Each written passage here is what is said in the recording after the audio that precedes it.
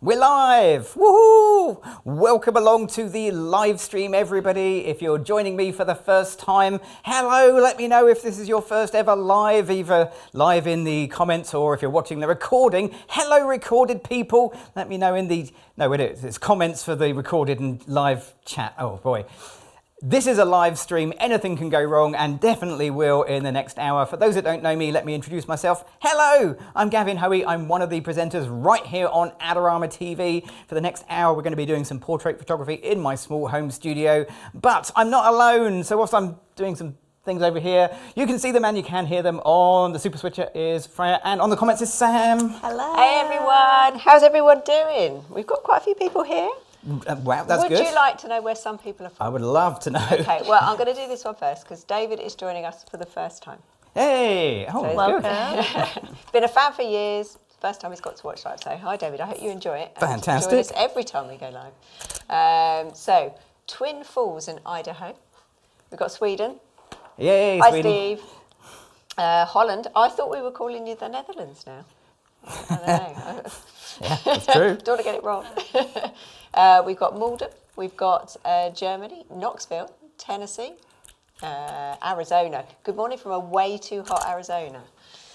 We were quite warm the last time we went live, and now we've had like a storm all day, haven't we? Bizarre, yeah. Absolutely bizarre. And very sunny Spain. Lucky you. Lucky you. Oh, here we go. The red checker shirt. Check, bingo card is starting to be filled. Yes. Yeah, it's not totally red, it's got bits of blue on it. Anyway, right, thank you very much. If you're joining us live, fantastic. If you're joining the recording, hello, welcome to the recording. But this is live, so if you've got any questions, do ask. And today we're doing something a little bit different because we're going to be doing portraits. We're going to do the usual thing, we're going to talk about lighting, but there's a subtle subtext underneath that, which is this camera. So this is not my usual camera. For regular viewers will know I usually use, but not always, a OM system or an Olympus camera. This isn't. This is a Canon camera. So let's turn the little light on and we'll have a little look at what we've got here. This is no ordinary Canon camera. This has come all the way directly from Adorama's used department. So for this live stream, I'm actually going to be seeing whether this 10-year-old camera can still cut it, both technically and actually in the real world. And yeah, I mean, it could go horribly wrong in the first 30 minutes, and I don't know what we're going to do after that. Karaoke, I guess, after that. But, So I've had a really interesting comment from Michael. On the topic of used gear, I bought a Canon Mark II from Adorama that was listed for parts for only $140. I got it working with about 5 minutes of tinkering. Brilliant. There you go. Yeah, so this does come from Adorama's used department. Let me just make this a bit wider, closer so we can see. There we go, look at that.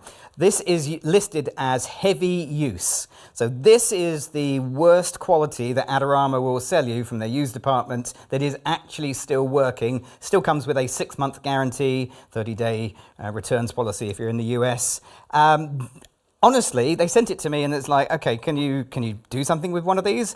I expected the screen to be cracked. I expected this to be absolutely hammered. There's a bit of paint missing here and there. There's a few little bits, and that even could be me. I own worse cameras than this as far as external condition goes. Maybe it's your idea of heavy use is not the same. I mean, I don't know. So here's an immediate question just to kick the chat off, wrong way. So if you grabbed a camera like this, heavy use from Adorama or any other used store, would you trust it? Would you trust this camera on a photo session? I mean, just straight out the bat.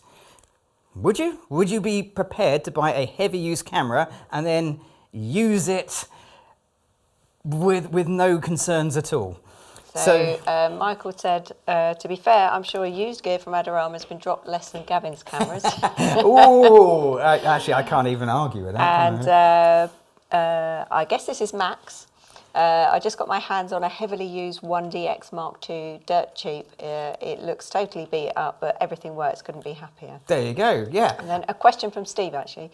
Do you know the shutter count on it? That is a very good question, Steve. So I made a note of that in my preamble comments. No, I have no idea what the shutter count is. And that's a very good point, because externally, this camera doesn't look like it's in any kind of bad condition whatsoever, a few bits of paint missing. Internally, when I'm no camera expert, I don't know. I don't know what the shutter count is. How do you find out? On the Canon, it's really hard to find out the Is shutter it count. in there somewhere? That you can get bits of software that will tell you. I'm sure Adorama will tell you if you want the details before you purchase one. But as a user, I'm taking the ignorance is bliss approach. Because even if I knew the shutter count, that doesn't necessarily tell me what's going to happen. In days gone by, when I had Canons, probably slightly predating this one, the shutter failed on one of my cameras after about 40,000 photos. Another camera, it kept going until other bits fell apart. So it's like buying a car. You never know. You never know when something's going to go wrong. So even if I did know the shutter count, for the price, I don't think I'd want to know. Ignorance is bliss. So in answer to my own question, would I trust this camera on a photo session? The answer to that one is really, really simple. No, I wouldn't trust it at all. I would not take this out the bag and then trust it totally without testing it. And that's what we're going to be doing in this session. We're going to put it through a series of basic tests in the real world, the sort of thing I would actually do with this. And if it survives, terrific. That's how I'm going to build trust in my gear. Right, okay, I'm not going to do this on my own. I need some help. Give it up for the amazing Chloe! Wow! So Chloe is going to be the guinea pig model for this. Lovely to have you back on a live session, which is kind of like, yay! Let's get some lights on and let's get some photos taken. I'm going to set this up as a LED light first, and then we'll mix it up as flash second, assuming my LED will actually work. Let's have a little go here. Hang on a moment. And, oh, there we go. Yay, live. So we've had a few comments. Yes. Let's have a look. You stick them on, So I'll take I've some photos. had a heavily used D3S from MPB for 5 years and it's still plodding along happily. Robin said, not without testing it. Good, yes, exactly, Yeah. Robin, spot on. Yeah, I have purchased several heavy use items from Adorama. I've only had to return one so far. Amazing bargains to be had. There you go. And I've never had a new camera, and most are older than that one. Yeah, I mean, my cameras, I've bought used many, many times, and you're buying used, you know the deal when you're buying used. I've never had a problem with a used camera. If you buy it from a reputable company like Adorama, they've been going for over 50 years, that sounds reputable to me, then you're going to be covered by their warranty. So that is peace of mind. Okay, so let's see what we can do here. So I'm going to test out some pretty basic lighting just to see whether this camera can keep up, whether it misses any frames, whether there's any weirdness going on. So I'm going to dial in some settings here. Let's see. Let's pop it into ISO 1600. That sounds pretty good to me. And I'm going to go with an aperture. I'm using the meter built into the camera, and it says it's pretty much correctly exposed around about 500th of a second. Test photo. LED lighting, so I'm not taking the flash into any account whatsoever. When I'm testing the camera, I want to test the camera first of all, not the lighting. Okay, so that's kind of the idea with LED lighting here. It's natural, it's not doing anything out of the ordinary. So I'm going to take a few photos. Chloe's just going to move. So the first thing I'm finding that this is a DSLR camera. This is not a mirrorless camera.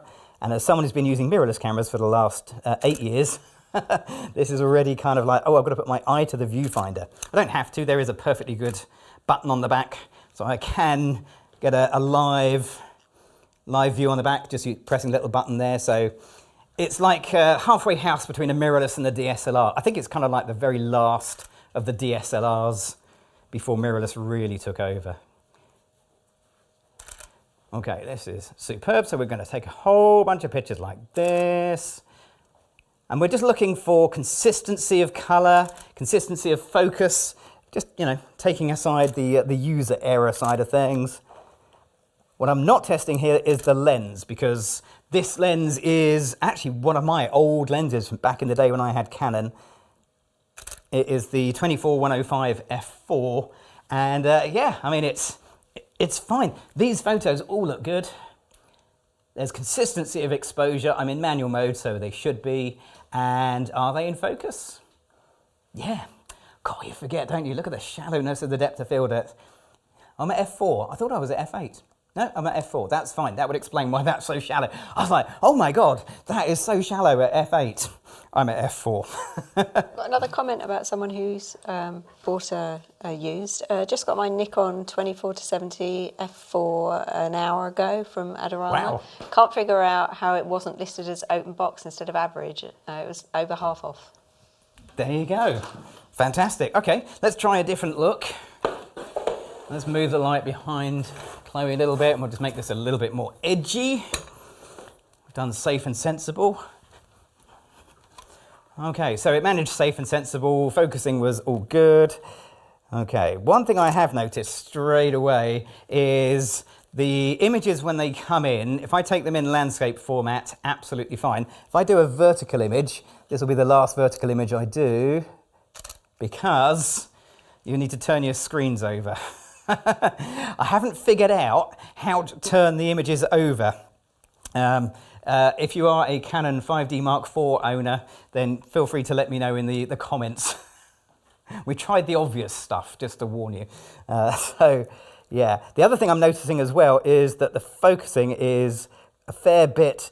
Chloe, just chin towards me slightly. There we go. A fair bit more limited than I'm used to with a DSLR. So with a mirrorless. So my mirrorless has got 1,000 odd focusing points. I don't know how many I've got on this camera, but it's nowhere near as many. So I'm riding the joystick, moving my focus point, keeping it on Chloe's eye, something that we used to do an awful lot. And it's amazing how quickly you forget. But that's muscle memory. That's nothing to do with the camera. That's everything to do with the user. This camera came out 10 years ago. 10 years ago this camera was launched. So we're talking technology that's fairly dated, but it still works. Absolutely gorgeous. And again, we're looking for consistency of exposure. Absolutely fine, no problems, no color shifts, no missed frames. That's not a frame, that is my light to make sure it was focusing. Chloe, let's pop you in the corner. All right, we'll do one more simple setup.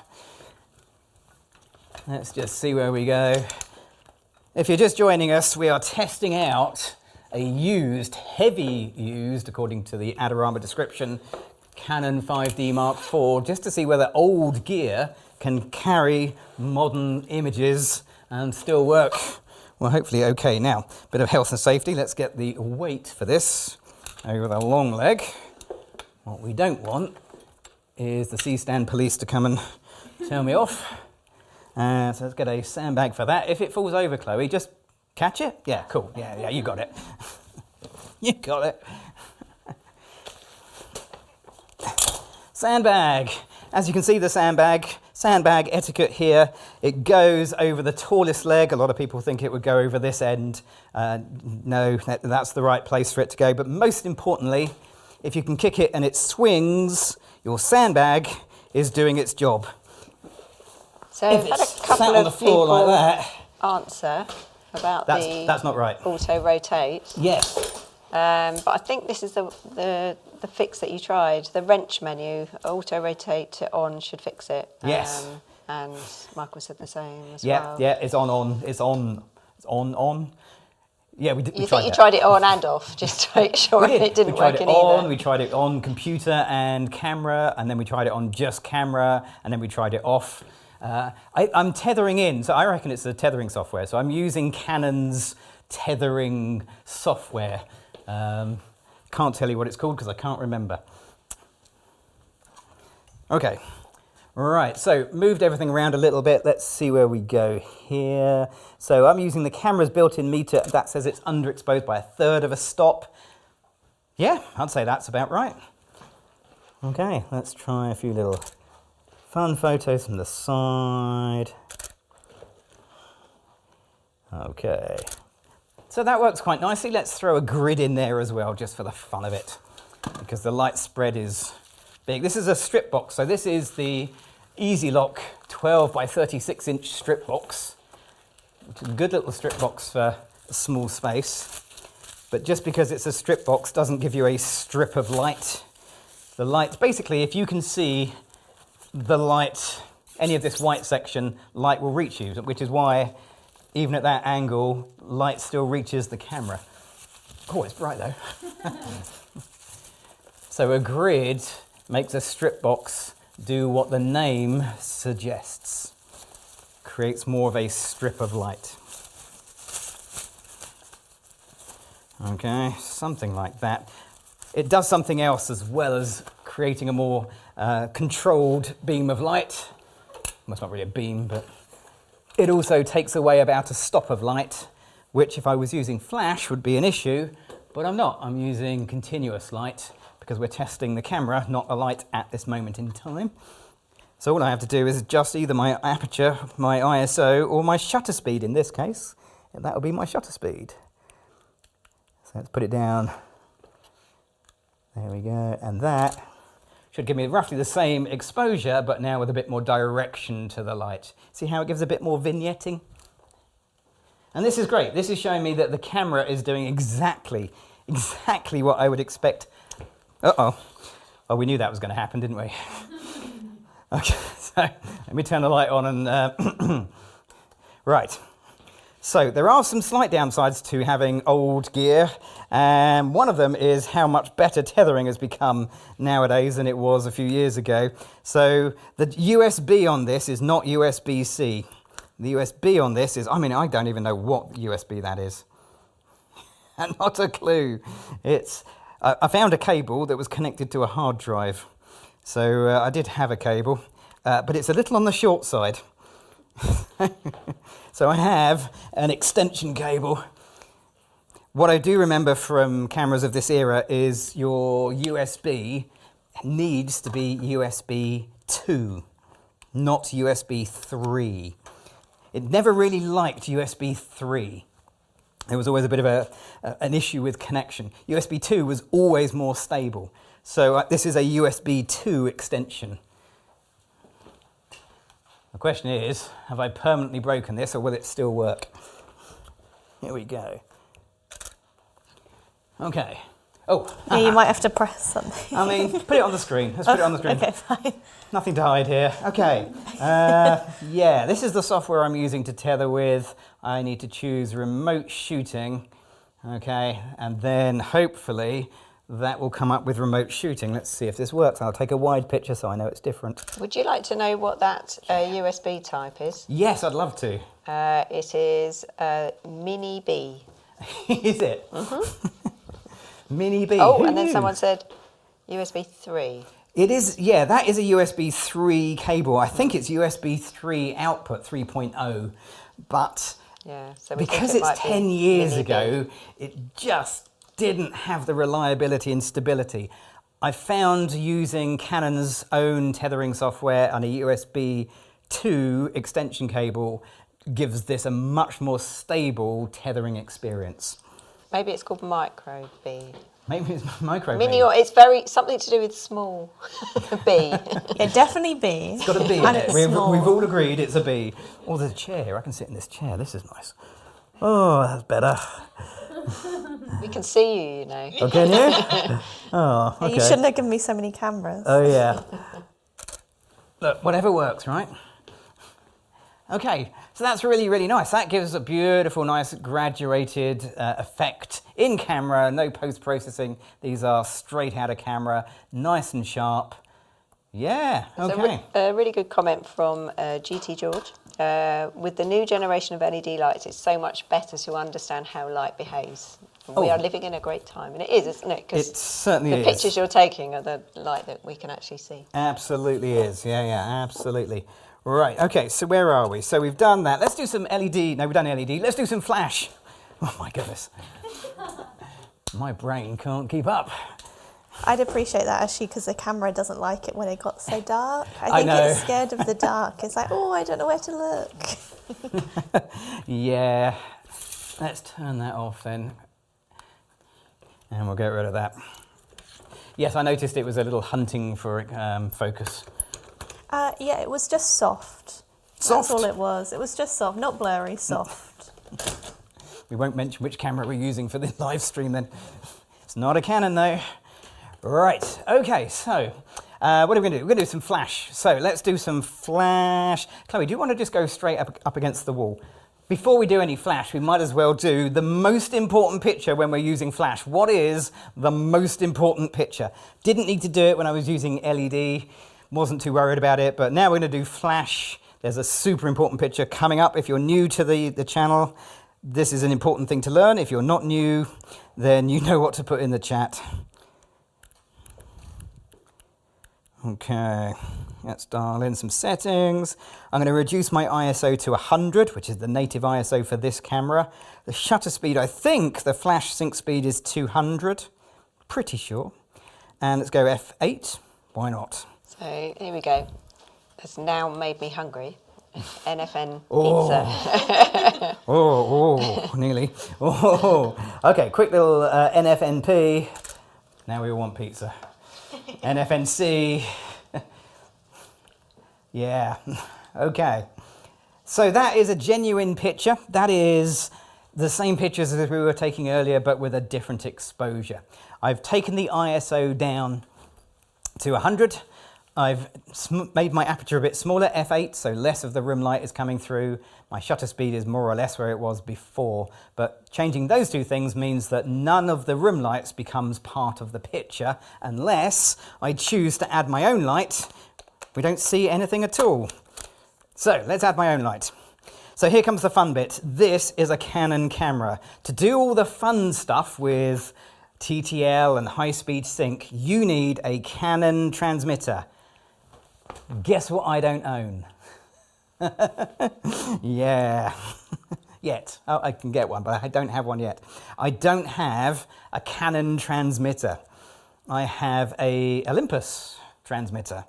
Will my Olympus transmitter fire, no, the other way around. Will the Canon camera fire the Olympus transmitter, or is that the other way around? Will they work together? Let's go with that. I mean, spoiler alert, obviously yes, because otherwise this would be a very short live session. Let's grab that. Did I have a flash? Oh, there we go. Let's grab that flash. Let's do a bit of room tidying. Hang on.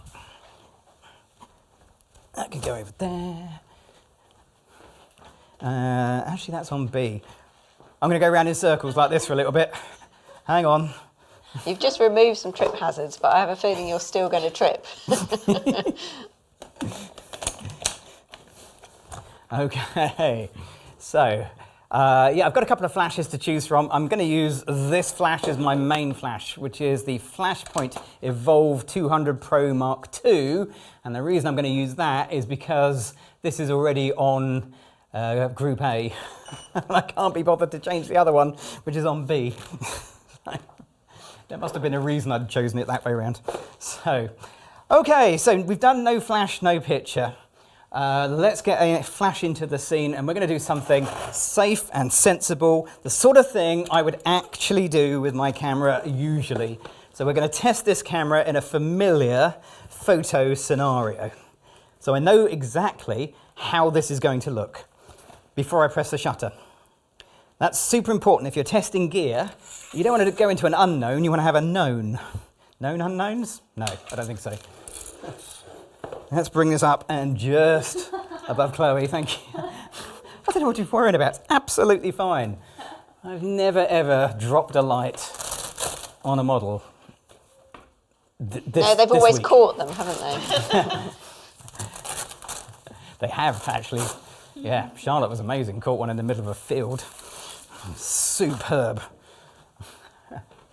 Right.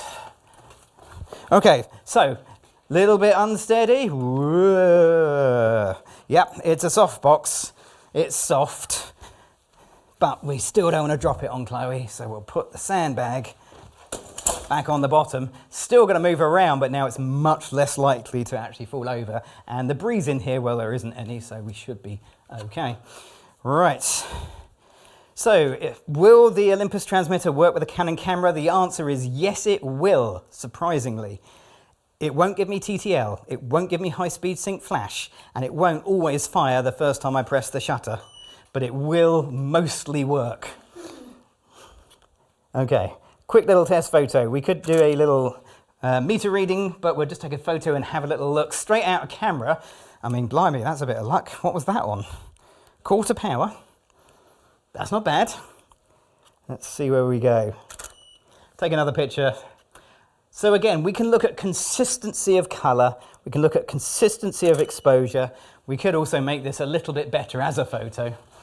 You know, we could just throw a little bit more light in here. I'm not looking to make amazing photos. What I'm looking for is to test this camera. Is it all working? Oh, I really want to turn it up vertically.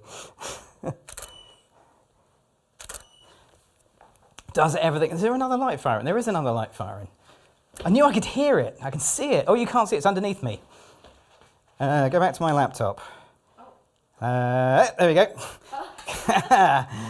It's not adding to the photo, but that's why I leave the beeps on the flashes, because that didn't sound right. I knew something was wrong. That'll be me. Okay, awesome. Now the flash allows me to do a little bit more creative photography. Chloe can actually move. I don't have to worry about blur like I would with the LED lights. Okay, let's give it a little bit of movement. And the weird thing is, I haven't had this for ages, this is a DSLR, so I'm not seeing in my viewfinder the picture when I'm going along. Super important, if you're doing a photo session, take a couple of pictures, stop and double check everything is okay before you do a big run of photos. I've seen it so many times where something's been off from the photographers, and with a DSLR, they can't tell. Now, I have spotted something that definitely makes this camera feel a little bit more heavy used, and that's the viewfinder image. It feels a little bit cloudy, a little bit misty. It's not as crisp and clear as the final images. So inside this viewfinder, there may be a little bit of dust or dirt. Does that bother me? No, it doesn't make any difference to the pictures whatsoever.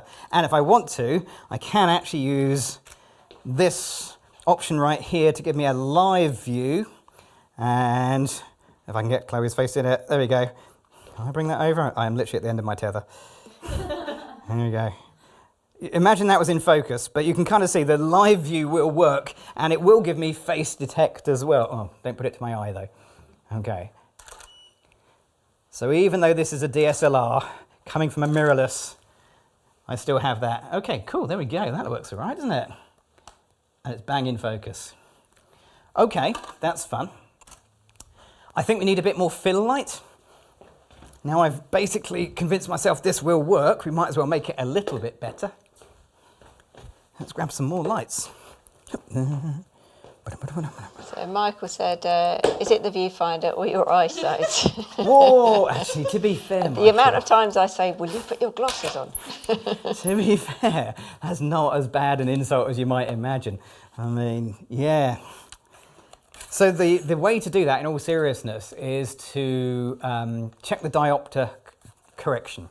So the diopter correction is a little dial on the optical viewfinder or the electronic viewfinder of your camera, and you want to make sure that not the image is in focus, but the writing along the bottom. So you set your diopter correction for that writing. If that writing's in focus, that's as close as you can. That's where you want to be. Everything else is then not your eyesight. Always fun when you pick up someone else's camera who's done that, and they've got different eyesight to you, and you think, blimey, I can't see through your viewfinder.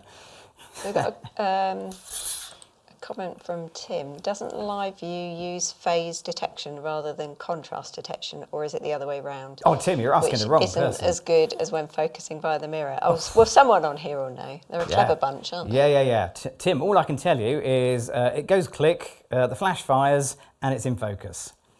That's all I really want from a camera, to be honest, isn't it? I had to set that up. It's not something that happens by default, by the way. So if you've got one of these cameras, when you first use it, your live view won't fire the flashes. I had to go into setting number 6 on the red menu and turn something on. Yay, Google, for that. So that was good. Yeah, that's another thing that's changed since that came out. It's probably there's a lot more information out there that's accessible. Yes, yeah. You haven't got to go through a manual. So Mitch said, a belated hello from Northern Ireland. I've been binging Hoey TV for the last couple of weeks, and this is my first live. Well, welcome along live. Okay, so let's set this up. I've turned off the key light above Chloe. I'm going to leave on just the fill light. So above here, oh, well done. Yeah, there we go. A little fill light that's just pointing up at the ceiling. That's going to bounce the light around. I'm going to put it on a 1/4 power. That feels about right. Let's just see how that light on its own goes. And that is the shadow density, effectively. That's going to be the darkest darks I can actually get. That's the shadow light set. And then if I bring the main light in, also on a 1/4 power, that's fun. Nice consistency of light. There we go. So now I have the two lights working together, where before it was all a little bit contrasty. There is detail down there, and I suspect if I pulled detail out the raw file, we're not doing that today, that I could actually find that. But that just gives me a little bit of fill, maybe a bit too much. I like a little bit of contrast. Let's take it down a stop. And being on separate groups allows me to control that. Okay, Chloe's gonna do some movement. Give me some movement, Chloe. Let's go with it. Yeah. Okay, that's great. So I'm thinking we should probably put a coloured light in here, a gelled fill. What colour would you like for the gel? I'm going to open it up to the audience. I could ask Chloe, but you know, she's working, I'm working, Sam and Freya are working. You guys, what do you fancy as the fill colour? I might add a grid on that whilst you are typing that in. Add a grid, why not? Uh-oh.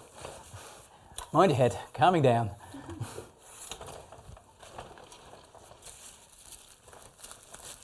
The grid will take away a stop of light, so I'll need to add an extra stop in. So if this was on a 1/4 power, I will just have to turn it up to a 1/2 power. There we go, one grid. That's the colours coming in. Okay. Okay, we got blue, Blue. purple, Oh. green, Green, interesting. orange, All right, I'm just going to say all the colours back. blue, yellow, green, blue. Oh, there's a recurring theme. There's a lot of blue. Orange, green, blue or red, cyan, chocolate, green.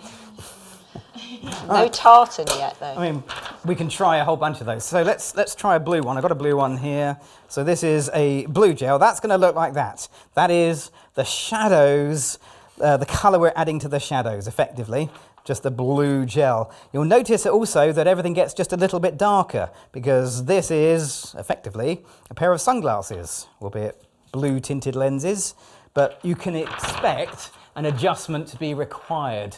Now, I've added a grid, that's going to take a stop away. I've put a gel on here, that's probably going to lose me a stop as well. So I think the easiest thing to do is not change the power of those lights, but change my camera settings.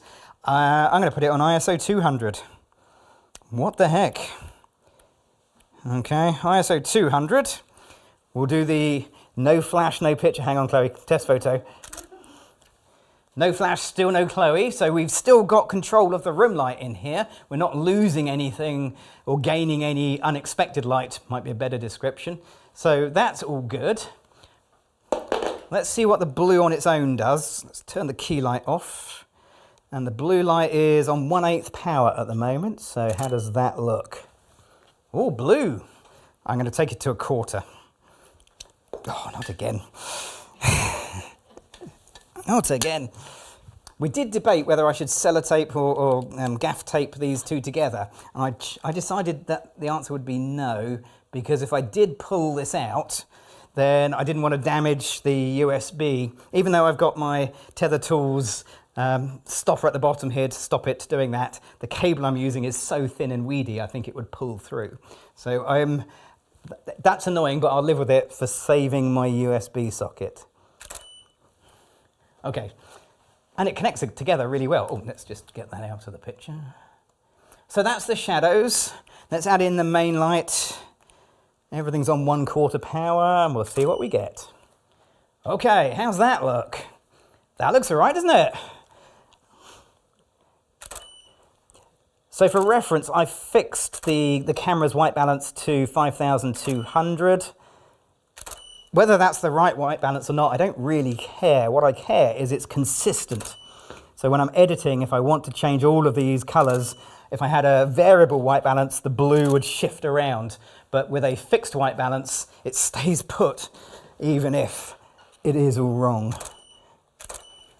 Okay. Of course, there's a grid on there, so if Chloe doesn't look at the light, physics and all that. Okay, yeah, that works so nicely. What was the other colours? Somebody said red. I can do red. I don't think anyone said purple, so I probably won't do purple. No call for purple, you know. I like the suggestion of chocolate. but Chocolate. Maybe I'm just hungry. I'm pretty sure Daniel's got a chocolate-coloured filter gel. I'm sure I've seen Daniel and Seth have one somewhere in the Adorama studio. If I ever get over there, I'll rummage through their boxes and have a look, see if we can find a chocolate one or a tartan one or a rainbow one.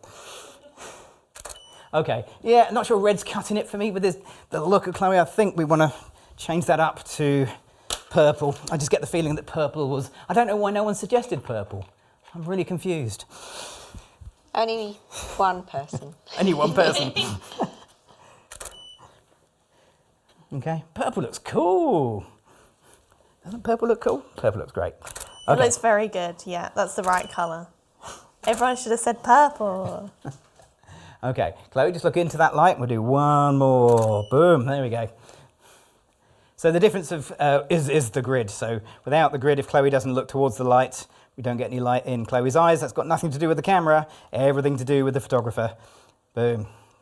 Yeah, that's pretty good. These are all nice and sharp. We've got good freezing motion there. Yeah, the camera is not missing a beat. I haven't seen it miss a single picture yet. My confidence in the camera is growing. Right, okay, let's try something a little different. You might want to step out the way for this one because I'm going to get a new background. That means danger. Danger. Very much danger. So we've tried some safe and sensible stuff. We've tried stuff I know how it should look, and it looked exactly how it should. Everything worked perfectly. Let's try a different lens. So for the new look, we need a background that has some texture. There we go.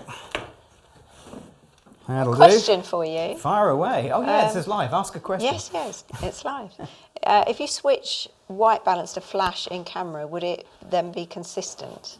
Yes, yeah, absolutely. So if you put any white balance in that is a fixed white balance, then it will be consistent. It may not be consistently correct, but it'll be consistent. And that's super useful if you're using Lightroom or Capture One or something where you're going to batch edit things. If you've got to do 100 images with the wrong white balance and you're just tweaking the white balance, you can select all 100 and do it.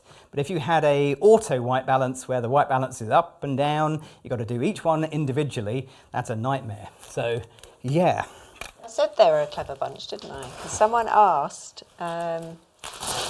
why are the coloured plastic pieces called gels? And Robert said they've been made by casting colour-infused gelatin in thin sheets. Wow. There we go. There you go. I'm glad someone answered that one because I'm like, that's a very good question because that's what they were called when I was learning and I never really thought to ask. Terrible, isn't it? Right, Chloe, have a seat for me. Right, we're going to do shallower depth of field. So, shallow depth of field. I could use the 24-105 f4 lens on a full frame, bearing in mind I'm used to shooting micro 4/3. The difference I get at depth of field at f4 is significant because of the crop factor, meaning I don't use such long telephoto lenses. However, well, it's nice and light now. I do have in my collection of very old lenses one of these. You can pick this up used from Adorama. Oh, here we go. For next to nothing, relatively speaking, compared to modern lenses. Anyone got one of these? Anyone know what it is? It's that old. It doesn't even have a metal mount. It is ancient.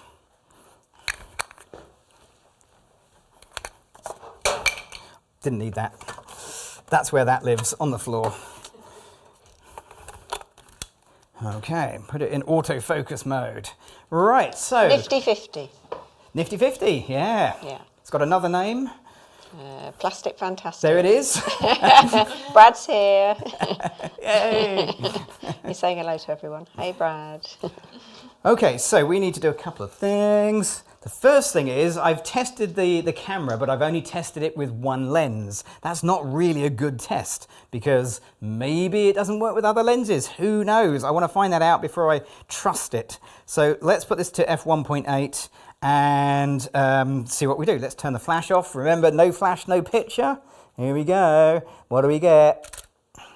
And this is no flash, quite a lot of Chloe. That's quite an acronym, isn't it? No flash, quite a lot of Chloe it doesn't scan so well. So yeah, I need to change some things. What could I change? What could I change? I could drop my ISO down. That's on 100. I could probably take it down. There may even be a low ISO setting. That's not really going to give me no flash, no picture. My shutter speed, I am at the flash sync speed for this camera, and my transmitter says Olympus on the back of it, not Canon. So I can't do high speed sync with this. So what am I going to do? Options, people, what have we got? Anyone? F. ISO. Oh, I see, aperture, yeah. Yeah, it's like F. I got it, ISO. Yeah, so those things I could change. I don't think they're gonna make a big enough of a change. So I'm gonna use this. Can we go back to, yeah, there we go, that's awesome. That, okay. So this. We've got close your shutter down. Yeah, I could close my shutter down, but then I wouldn't Stop. have the depth of field. I want Use that shallow an depth of ND field. filter. Thank goodness for that, thanks Steve.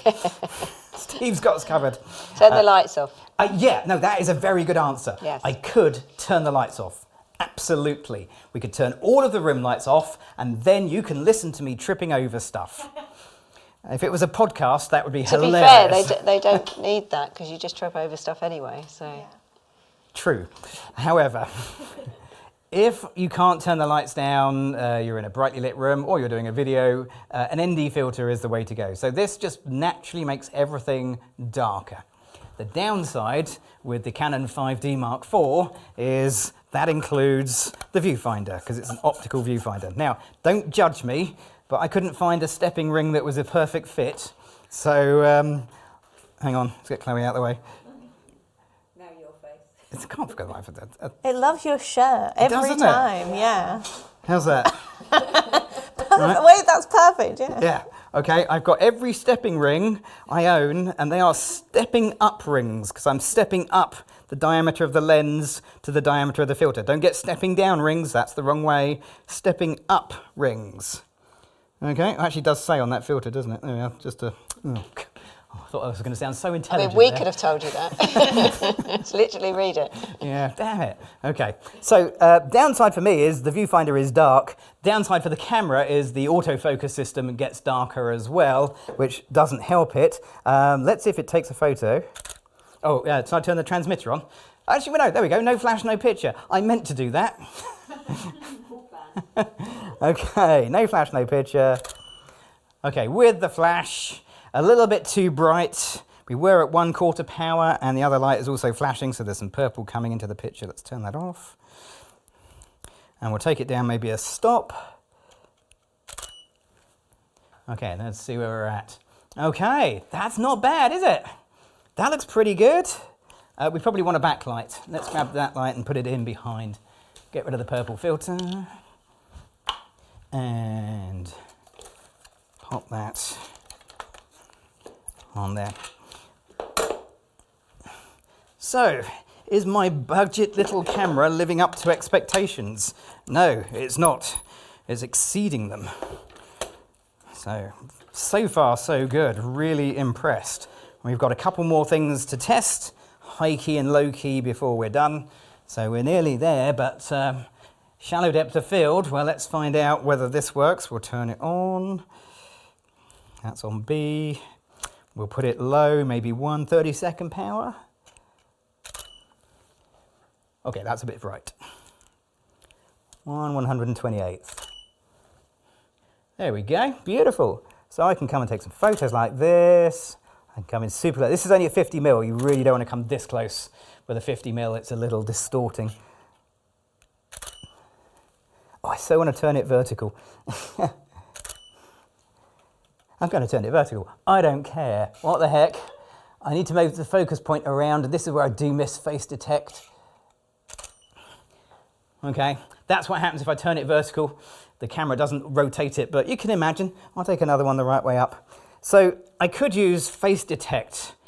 However, somebody did say the autofocus with this is not as good. I'm going to say that's true because I don't think these are holding up to the focus as well as if I actually put the little individual focus point on Chloe's eye. Oh, it's okay. That's all right, actually. I take it back. That's fine. But consistent, yes. Really consistent results. Lovely colour, nice graduated effect. So Yeah. James said for an old lens, it takes a good picture. It does, doesn't it? I thought you were going to say And for an Brad old said, photographer. well, yeah, I know. Maybe that's what they mean. That must be a good camera to get such good photos like that, Gavin. I mean, I'll be honest with you, Brad. Oh, yeah. and Michael said, just rotate the laptop. I think they're all going to have sore necks if you keep taking those photos. I was hoping that the software I'm tethering into, which is some random piece of tethering software, had a rotate button, but weirdly it doesn't. It's equally old, but it does the job. So that's nice. Okay, we've got 2 more to do. Let's crack on. Let's get rid of the 50mm and switch it back to the 24-105. Successfully tested alternative lens. I'll just see if I can find the end cap. There we go. How are we doing? Okay. Yeah. High key. Let's do high key next. Nothing to see here. Just shuffling through. Oh, we could. Oh, that's not bad. We could. That's a photo shoot, isn't it? Yeah. How do you come up with all the ideas? Oh, well, you know, random. No, Chloe, you're fine. Don't worry about that. You got that. There we go. Safe. And we're back. Right, so if I change nothing at all, what I now have is a different picture. I now have a white wall.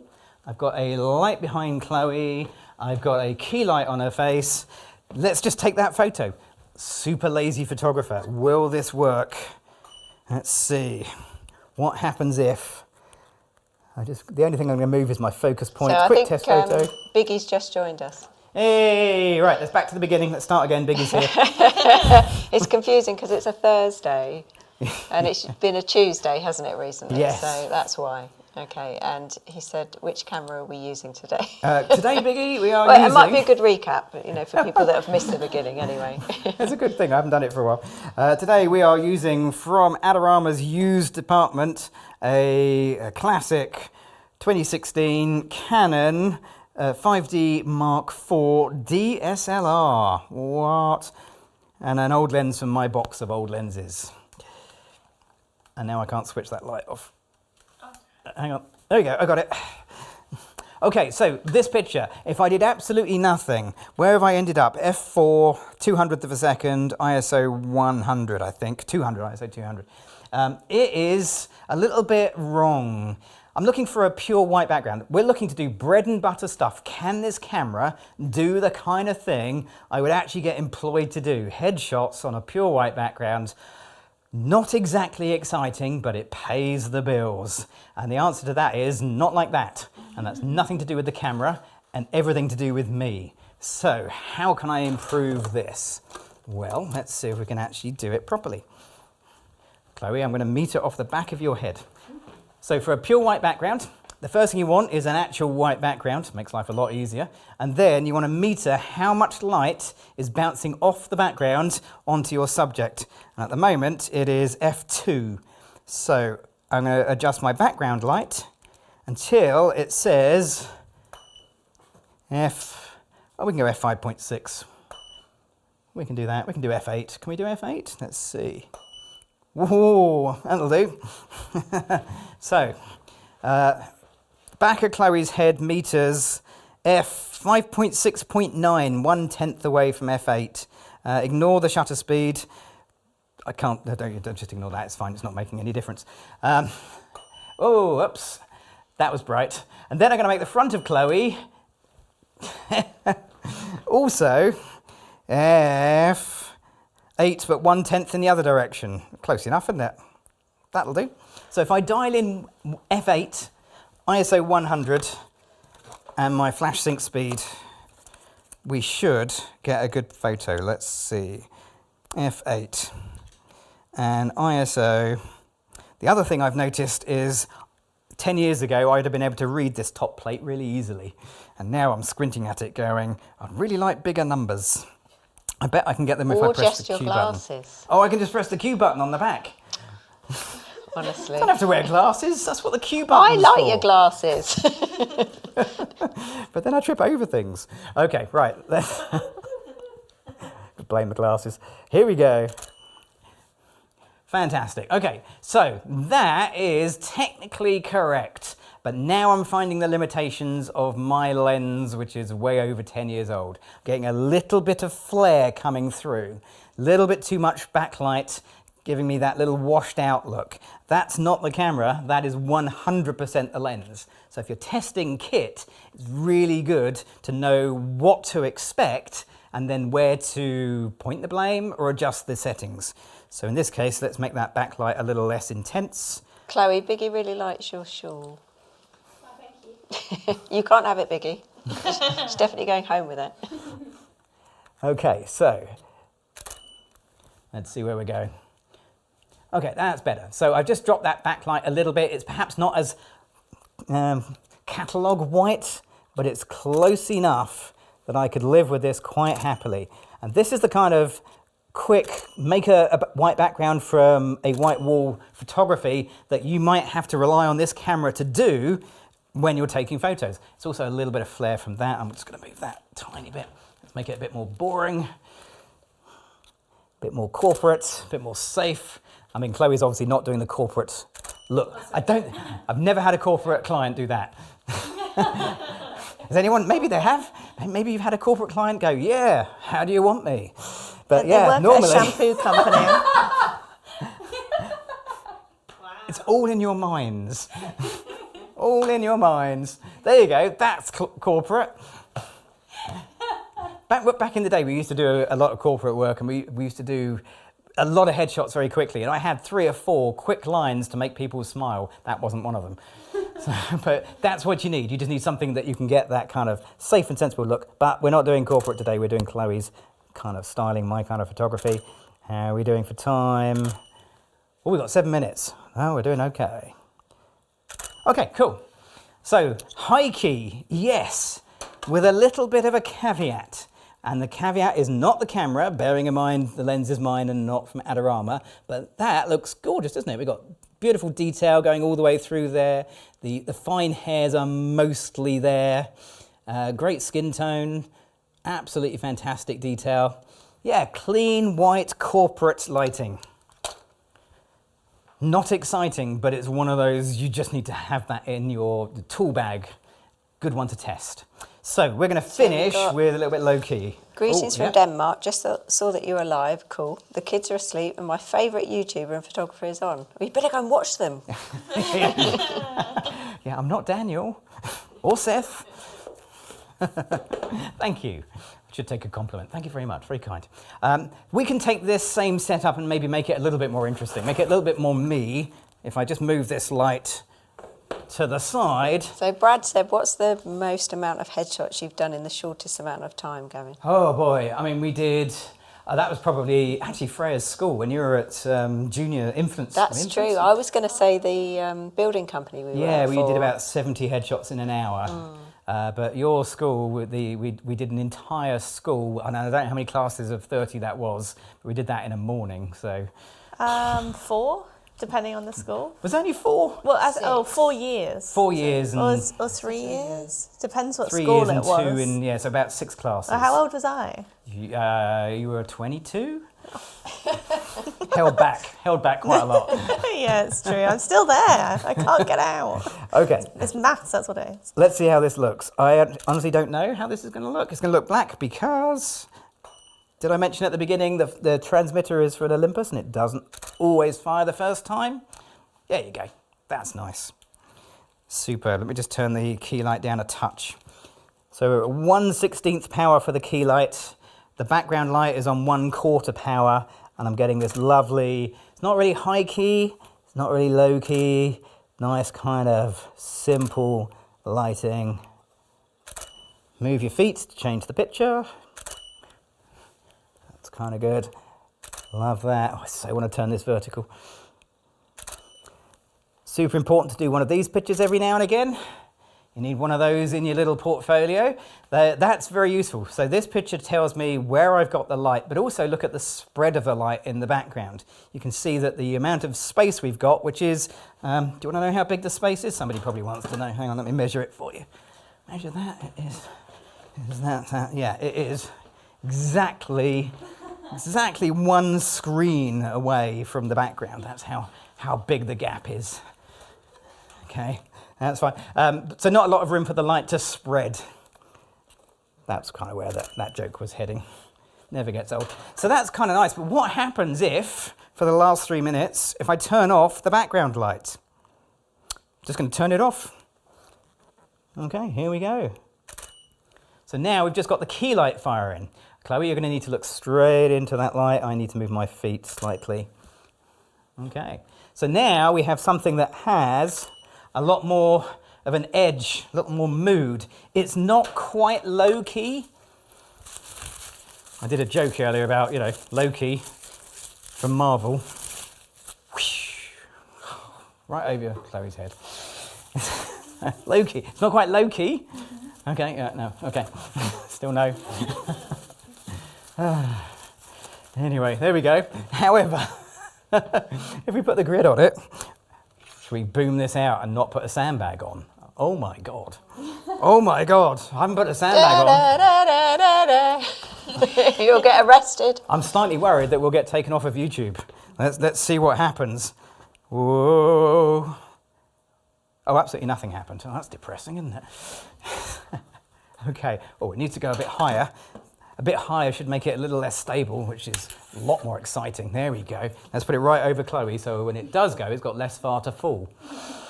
Much less likely to damage the flash that way. There we go. Okay, here we go.